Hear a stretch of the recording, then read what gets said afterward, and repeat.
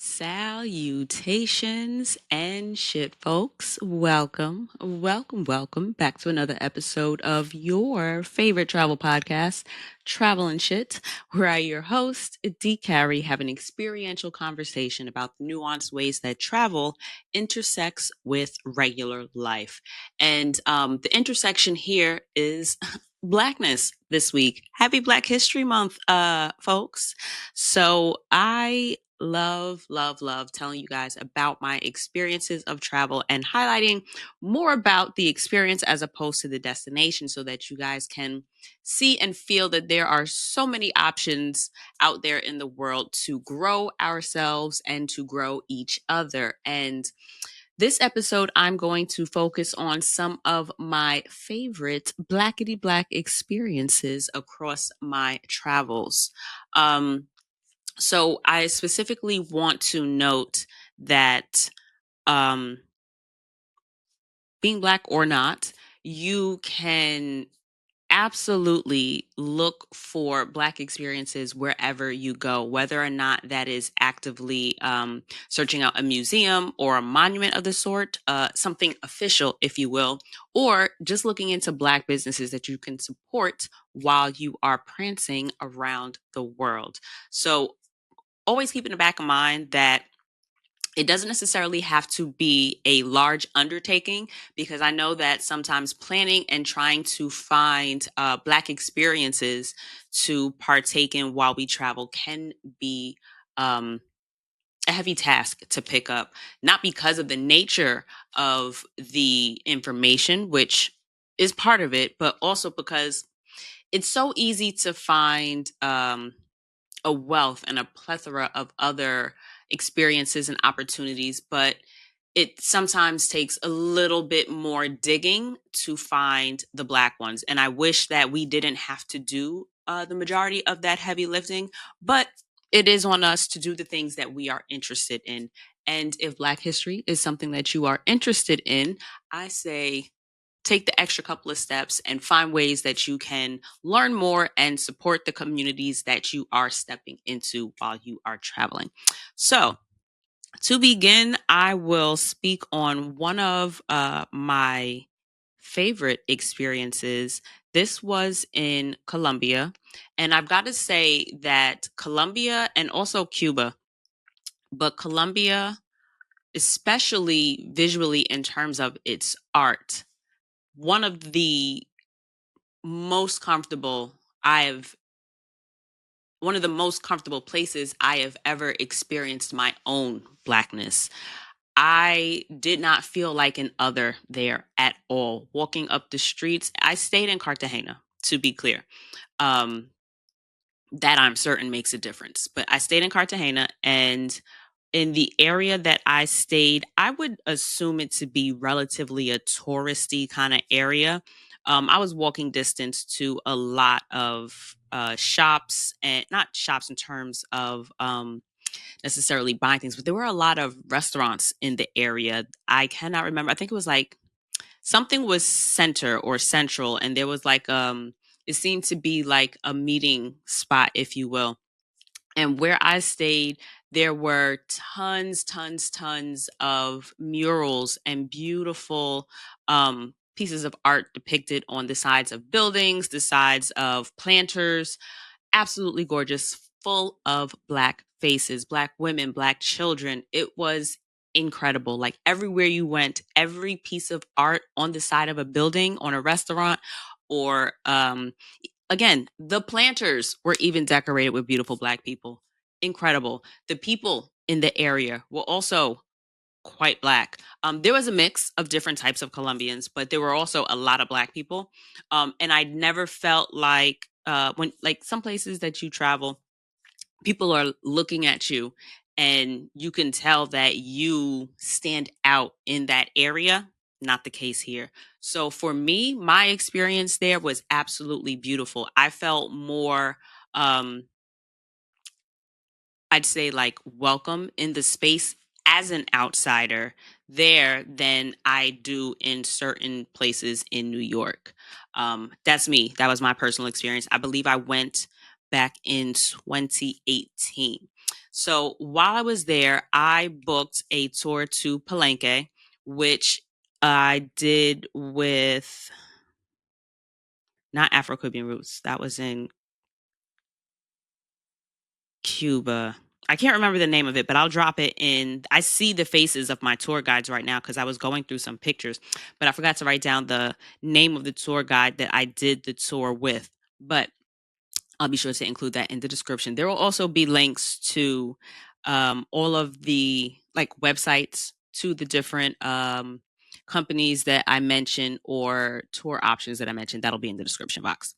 But one of the central tenets of that tour was let a black man tell you the black history, and bought it on a t-shirt.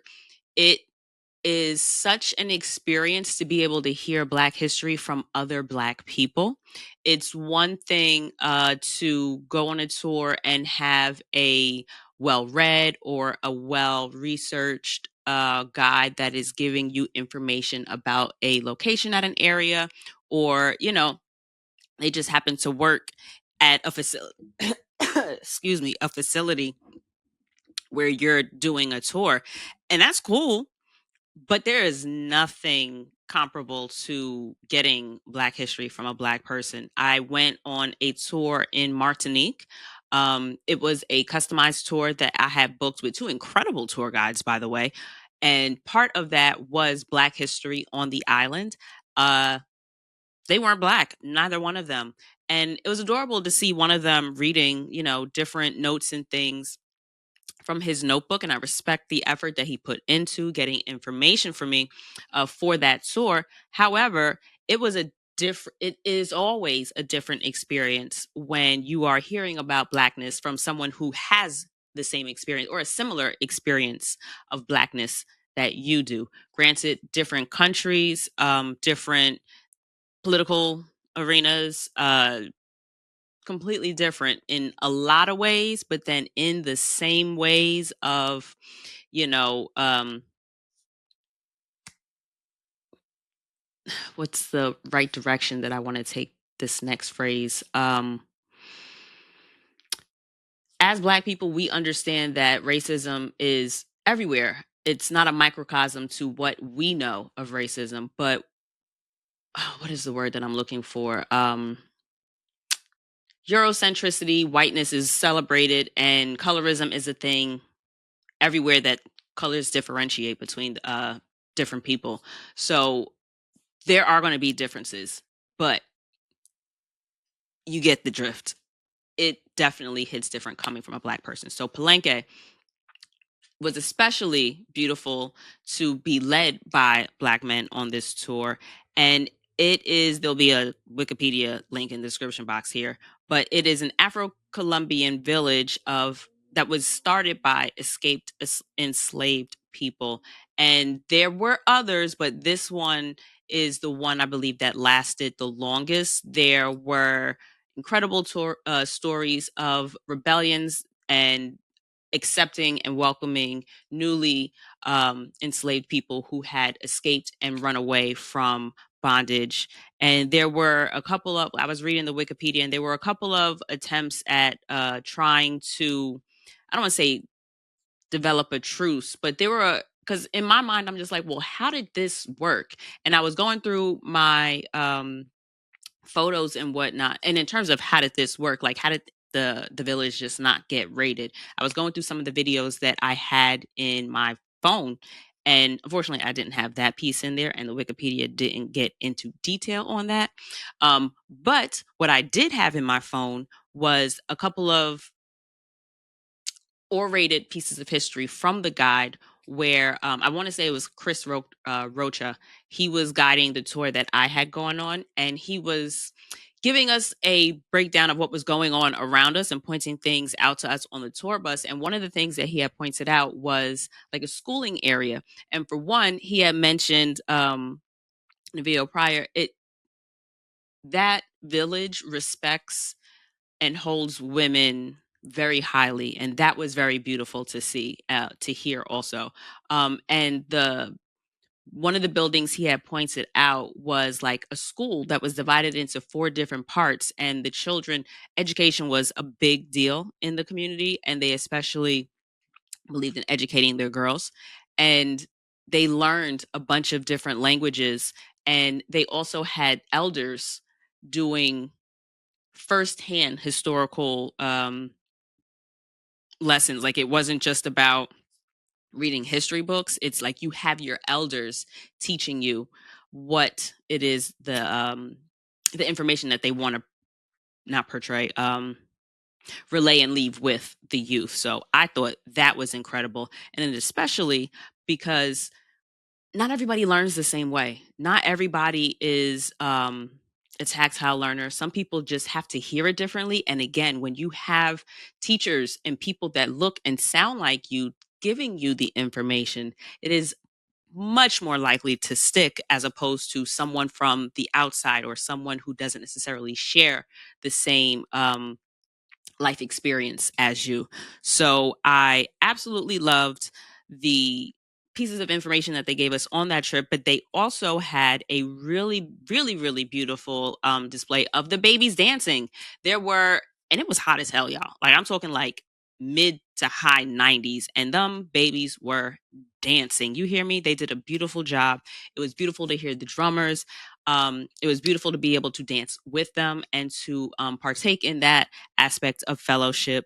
There was another, not experience, if you will, but as we were walking around the village, there was a stop where they were showing us how certain traditional foods were prepared, and they were able to include us in like a, not rendition, but a display. Like, you can try it yourself, firsthand. Jesus, there is a word for that, but we got to use like the mallets or whatever the device they use and hit the corn. And it's like a very simple mechanical, like mechanical physics. Like, you grind, like you're hitting it, but you're not supposed to let it spill out of the bowl. So it's like, in theory, it seems very simple, rudimentary, but in practice, it's a completely different thing. And you realize the skill level in a lot of very, not basic, but not ritual, but not historical. What is the word? Traditional.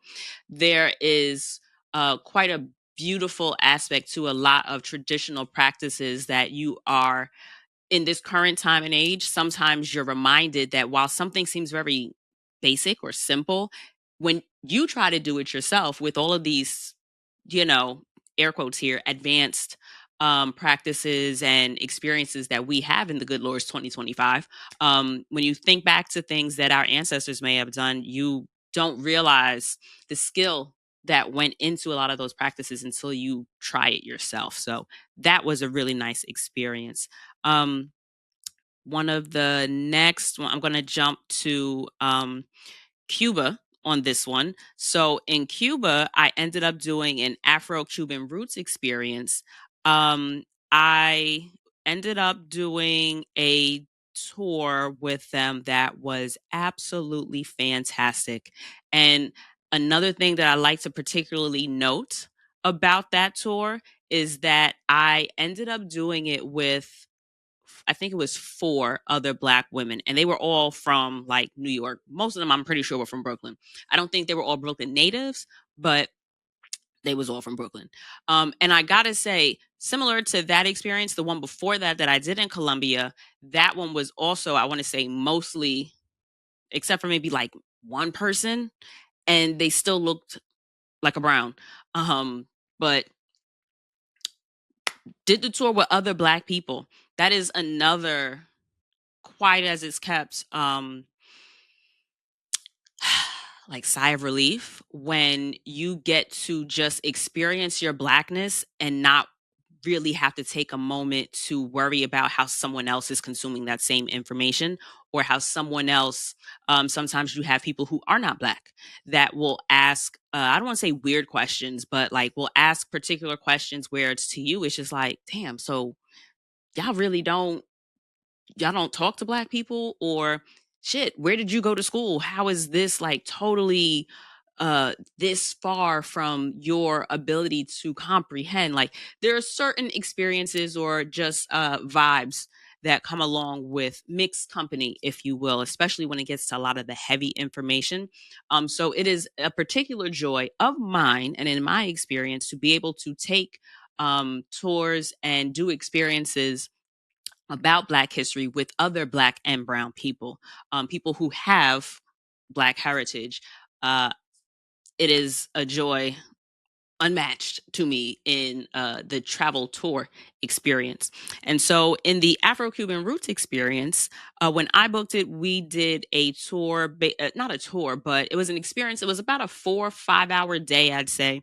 And we went into Afro Cuban religions. We did, and by did, we went to we started at like a coffee shop where were given like an introduction as to what the day would be. We shared in local um, coffees and drinks. Then we ended up going, I want to say, to a community center in Guanacabao, I want to say. Guana, Guanabacoa. I'm not sure if I'm pronouncing it the correct way, but Guanabacao, I want to say. We went to like a community center. Then we went to, I would say that it's a museum, but this was the location where we dove into information about traditional relationships, religions. Well, could also be relationships, but traditional religions. We discussed Santeria, voodoo, voodoo. They gave a really beautiful, what's the word here? Display, I'd say, is a good way to put it, because there were also artifacts. There was a lot of visual information to accompany all of the oral information that they were giving us, and that was an incredible part of the experience. We then ended up having it was a nice sized group of us, so we were all able to do a reading with a babalao, who is a spiritual leader, and that was incredible. I had never experienced anything like that before, and I'm very grateful to have had that experience. I then also afterwards, we were again fellowship. Fellowship is another really, really meaningful experience to take away with you on travels, because it's one thing to kind of, you know, survey or to observe locals in their natural habitat, if you will. But it's a different thing to be able to interact with them and to connect with them as people. Like, on the one hand, you kind of feel, I don't know about y'all, but sometimes I feel like, dang, like, this isn't uh this is going to, I don't want it to sound so harsh, but it's like, this isn't a zoo, you know what I mean? Like, y'all are people. So I'm very personally and very cognizant of like photos that I am taking when I'm doing like a tour of a neighborhood or an area where people actually live, because this is still somebody's kid. I don't want to just randomly take a picture of like, oh well, this is what the people in Colombia look like. Yeah, that's cool and all, but like, I don't like being taken, having my photo taken like, oh, this is a true New Yorker. You don't fucking know me. You know what I mean? Like, so I'm very cognizant of randomly taking pictures of people. It's one thing when there are people in your photos of something that you're taking, but there's a fine line, and I feel like you get what I am getting at. So it is especially beautiful when you are able to interact with people on a human level and to enjoy song, dance, food, drink with other people, and to see how people just live life or just exist in a particular moment in a completely different setting and environment than what you are used to. So that was a beautiful experience. And I will always remember that, just dancing and singing with people, human connectivity, an incredible enjoyment. And with other Black people. Again, unmatched.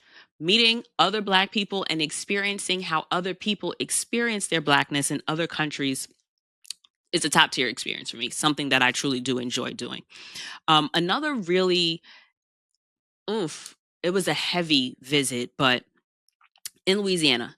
For Essence Fest, I want to say in 2023, one of the tours that I was sure to book, and pro tip, if you are going to book this, it may be in your best interest to rent a car for the day or to arrange for a driver to drop you off and pick you up in advance, because the area where the Whitney Plantation, I think their legal name is like the Whitney Institute of Research or something like that, but the Whitney Plantation, uh, they are in an area where there isn't exactly like the greatest cell phone service. So, and also, I don't think that they have a large number of Ubers ride sharing in that particular area. So, you can always get somebody to drop you off, but the getting back part, they denote on their website, may be a little difficult.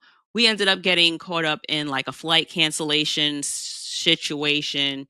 And so we ended up driving to New Orleans for Essence Fest. So we had a car. So that ended up working out in our favor in terms of the transportation to the Whitney Plantation from um, New Orleans. That being said, this was a heavy trip. There were certain pieces of information, one particularly about the rations that the enslaved people were given. We understand slavery to be a very harsh experience and a very heavy life lived by the people, because these were people, right, under this era of time. And when our guide explained to us like the the sheer lack of actual food that was provided to these people that were working in the most extreme conditions.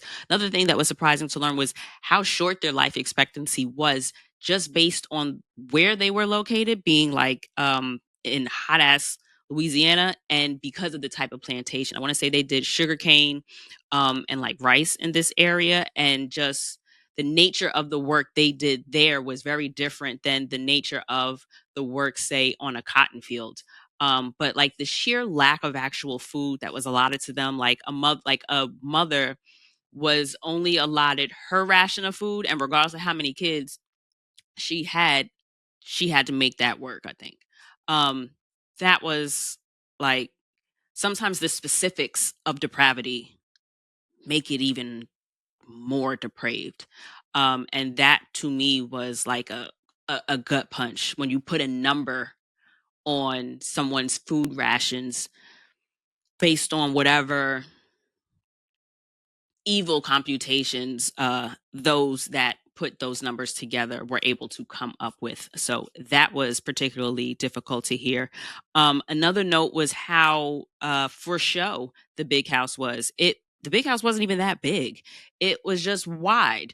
They were specifically audacious just in the sense of aesthetics. They were very shallow. So while it may be grand and wide on the view from, like, say, a road where you're passing by, and they would end up like flying in artists to come do murals and specific details that could have been done less expensively by just like importing the actual materials. I think it was something wild. It's like, oh, so y'all spent more a for poor quality, like for worse, um like literal.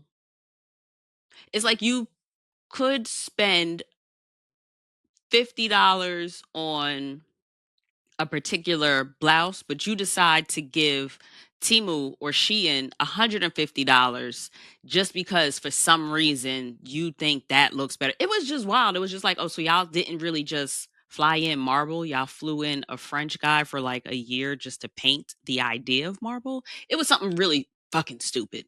But that just for appearances, and the fact that the house was very wide but not very deep. So the house itself wasn't exactly as grand as it looked firsthand. I know every time I saw a like a house on a plantation from a movie or something, I just assumed that they were these massive mansions. And while these were large houses, don't get me wrong, the square footage is the square footage. I was expecting so much more. And it again, pomp and circumstance. It was just to look good. Yeah, and they didn't even spend a lot of them, at least in the experience at the Whitney plantation. It was explained to us that the family that owned the plantation, a lot of times they didn't even spend that much time on the plantation, or it wasn't their primary residence. Another thing that was fucking wild to me. So y'all got all of this shit going on because it was a business. You got all of this shit going on, and you don't even basically live here. Um, Also, like the amount of flooding that would happen because of how close they were to, I want to say it was a river. Slave revolts that would happen in the area. There was a massive slave revolt in Louisiana, that I do not remember the specifics on, but that was particularly interesting to hear about it. I believe it passed down the river in the area that we were in. But that one was a particularly heavy visit. And it also, like I had mentioned before, sometimes white people can ask really white questions. And so that was a much larger group experience. It was a mixed group. Some white folks were whiting. But also having the option there to do a self-guided tour if you wanted to was also an option, which was a cool um, uh, availability at the location. There were also beautiful memorials to the women and children that were lost there. There was a beautiful gift shop where they had a lot of handmade items and really cute pieces that were there to commemorate um, what information this location was dedicated to preserving and sharing with the tourists and the greater community at large. So I enjoyed that visit at the Whitney plantation. Um, and then I wanted to just mention a couple of, oh, well, before I do that, DC, the African American History Museum, like part of that Smithsonian Mile, is a must visit in DC. It is beautifully done. I'd say that is absolutely worth an entire day's visit. We did not do the basement, I would say. The first floor, and I think it's a total of 3 floors, like the basement, the first floor, and the second floor, if I'm not mistaken. We did not do the basement. So I believe you're supposed to start down there, and it kind of guides you through the building more as a timeline through Black history. So in the basement, you start at slavery. And I believe there was like a wait time for that. And unfortunately, we didn't get there like early in the day. We had gotten there a little bit closer, maybe like 2 hours before closing. So for us and the timing that we had, it was just more beneficial for us. We'd be able to see more if we optimized all the time we had. So we unfortunately did not get to go experience that uh, sub level. But everything else we experienced was absolutely phenomenal. It was a beautiful, beautiful um, experience of Black history, of course, across different eras, points in time, locations in the world. And for me, the one thing that I remember absolutely gutting me was they actually had Trayvon Martin's hoodie on display, and that's the one thing that broke me. Um, but other than that, there was so much information across different parts and points of history with which to enjoy and consume. A museum completely dedicated to Blackness. I absolutely, absolutely, absolutely would recommend visiting that in DC. Of course, there's also the National Monument, the Martin Luther King Memorial. That is a beautiful visit. There are a ton of beautiful monuments in the area, but the Martin Luther King one is there. Speaking of Martin Luther King, we're going to jump to Atlanta. Shout out to my family out there. But one of the things that I have visited, I'd say about twice now, is Ebenezer Baptist Church, where Martin Luther King Jr. was a Dr. Martin Luther King Jr. Excuse me, we're gonna put that extra respect on that man's name. Um, where he was preaching. There's also a larger monument there as well. I have visited there maybe twice. I never went inside the church, but to the monument outside and the general area around. There are really nice not memorials, murals in the area as well that you can walk around to and take pictures of. But that is a fun spot to step by. Another point that I wanted to mention, spot I wanted to mention, was the African American Museum in Philly. That one, it was cute. It is smaller in size, but large in heart. There are some, I'm not going to hold y'all, they're hilarious. There are reenactments on these like larger than life TVs. They're like vertically really tall, like display screens, if you will. And you've got these people reenacting uh, historical figures. And some of the acting is fucking hilarious. They're, of course, in period dress, an entertaining watch, I will say. And it's self-guided, if you will, or is I think you can either press the button and it'll start from the beginning, or I feel like there's a loop of information, but it is in a large, it's like a pretty large, I'd say gallery, if you will, where you can go and see all of the visuals. And there is another pocket where there is more of a timeline, a description of what is going on, of different historical points of African American history in Philly, and then just Black history in general. And then upstairs, there, I want to say, I don't know if it was a photography um, or more of a textile. I think it was textiles, but it was a really nice curation of, I don't know if it was one particular person or if it was a group of people, but I remember being like, oh shit, yeah, like history isn't necessarily just stuff you see in history books. They are particularly curated people, works, and experiences done by notable people that we don't always hear about. And it was nice to see history on a smaller scale, not reharping slavery or the Reconstruction or the Great Migration, which I love history about the Great Migration. It was about a particular person's work or a particular group of people's work, and just them being like either first or significant in whatever aspect that it was. This one was textiles. And it was a really nice reminder that important history doesn't always have to be as wide scale as we generally would see in, or what we would anticipate seeing in a museum, right? Like the things that would be in every museum, that makes sense. Like this, the types of things that you would put in multiple museums. For example, before the it wasn't, I keep wanting to say the African American History Museum in Bermuda, but obviously that's not African American history. But there is a Black History Museum that I visited in Bermuda, which had a lot of like shackles and items from slavery on display there. And then you progress through time and you can just see things that may have been in a typical Black household, like irons or like a broom. So there are certain things that you expect to see, right, at any kind of museum.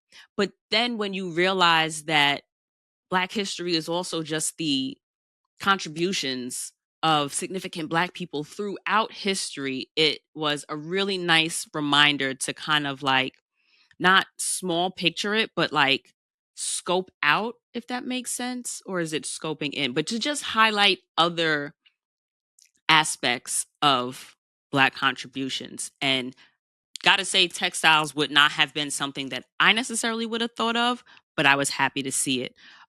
Displays of Black photos, just Black photographers, and beautiful pieces that they have taken over different eras of the Black experience, as well as I remember there was a woman that was a nurse, and I don't remember what particularly her story was, but I remember being very oh shit about it.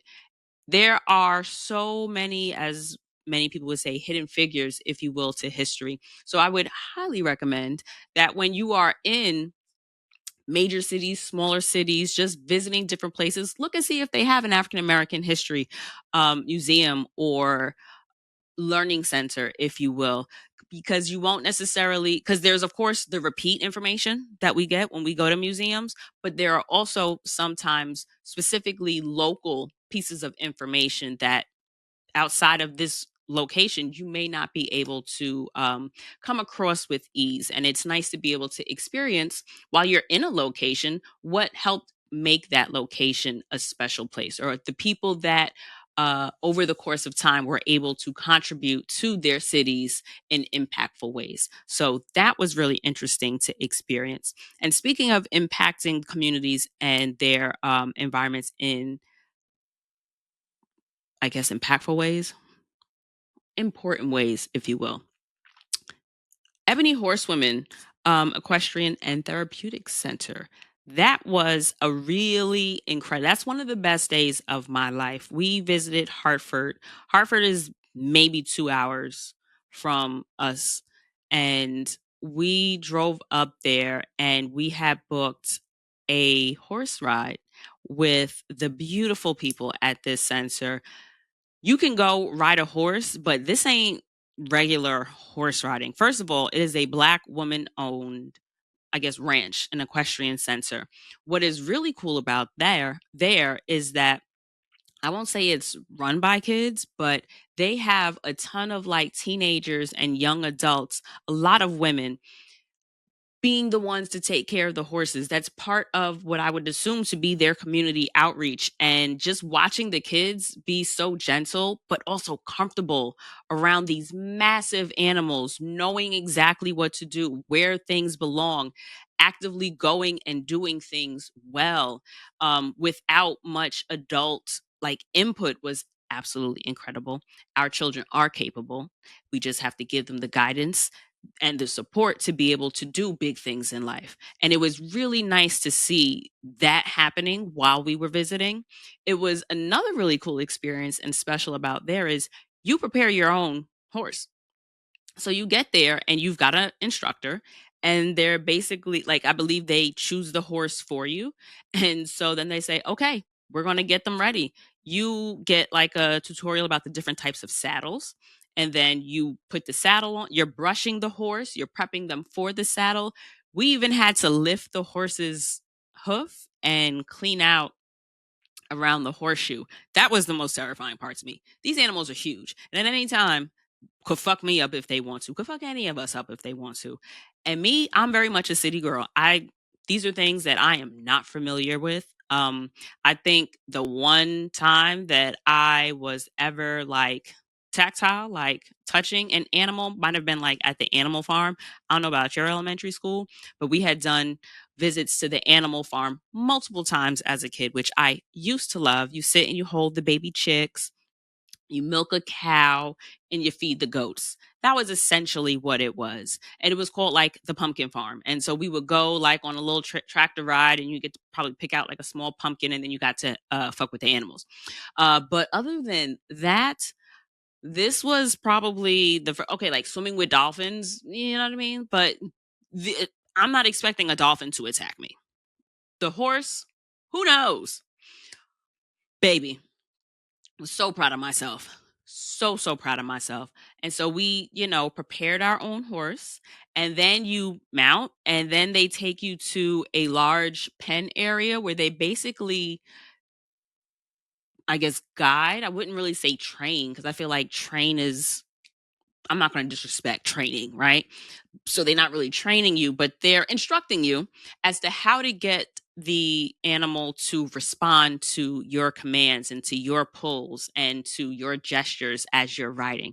And so you're going around and you're, you know, instructed on how to get them to go left, how to go right, how to stop, slow down, speed up, that kind of thing. So you do that for a little bit, and then you basically go on a horse ride. Like you walk through a public park. And it was particularly interesting to me to realize that this public park wasn't like it's on. So the equestrian center, I don't necessarily want to say that it is the public park, but it, I guess, shares grounds or is right next to a park. And by a public park, I'm not talking about like, kids swing sets kind of thing, but there's more of a like imagine like your local state park if you are familiar with what that may look like in your area. And so at first we passed by like a table with a bunch of old heads. Hey sirs, how y'all doing? What's up? I'm on a horse, what's good, Philly? Excuse me, what's good, Hartford? And so you pass by there, and the only thing that was, I guess I don't want to say terrifying, but like the anxiety of knowing that there are dirt bikes and ATVs, like off terrain vehicles, like that do drive through the park. And a lot of times, them young boys, they making a lot of noise, revving them up. And it's just like you don't know how nearby they may come to the horse. And you don't want your horse spooked. I am by no means an equestrian. I am by no means somebody that knows what the fuck they're doing on a horse. I think I've maybe been on a horse maybe 5 times in my life. In this one, they're not holding the reins. Okay. Like she's just walking with us, ahead of us, next to us, away from us. You are in control of your animal. So the just knowing that, and then sometimes hearing the bikes, faintly in the background, is like, oh shit, how close is this one going to come? So big scared that the horse was going to get spooked and like throw me off or something. And then like Jay's horse would walk up and trample me. I had all these grandiose ways of how things could go wrong. But thankfully, none of that happened. We had a beautiful ride. It was, I was going to say great weather, but I think it started to rain a little bit, but it was just enough rain to say it was raining, not enough rain to like be an issue. So that worked out in our favor. And we really enjoyed the ride. And it wasn't like, like a 10-minute ride. Like we were riding the horses. Like it was a good time. And we got to go through different terrain. Really, really, really enjoyed the experience, and I highly recommend it. And that was something that is drivable to New York. And as a note, if you are in the New York area or anywhere along the East Coast, I do have a road trip itinerary pack that features multiple cities that are accessible from New York. So if you're in Virginia, this is for you. If you're in DC, this is for you. If you're in Maryland, this is for you. If you're in Jersey, this is for you. Connecticut's for you. Delaware is for you. Anywhere along the East Coast that you might want to hit the road, I got some cities for you. Itinerary already planned out, places to go, people to well, not people to see, but shit to do. I guess you could say that's people to see. And places to stay, definitely places to eat, because I don't play about the food. So that is available for you at travelandshippodcast.com. So that'll also be in the description box. But I have had an incredible, incredible experience through my travels, tapping into Blackness across the world. I tell you guys every week that travel is so much more than vacation. It is about the experiences and the people that you get to touch, interact with, and be touched by on your travels. There is something special, especially about interacting with Black people across the globe and across the diaspora and experiencing how other people experience their Blackness. A lot of times they are asking you questions as well, especially being American. Um, we know what that bag of tricks is. No need to really get into that. But the discourse amongst other people in different places is really insightful in a lot of ways. And I really, really, really hope that you guys tap into it on your travels and stay curious, good folks. Ask the questions and seek out our people across the world on our travels. Hope you enjoyed this episode, and I will see you guys later in Black History Month. All right, y'all. Bye.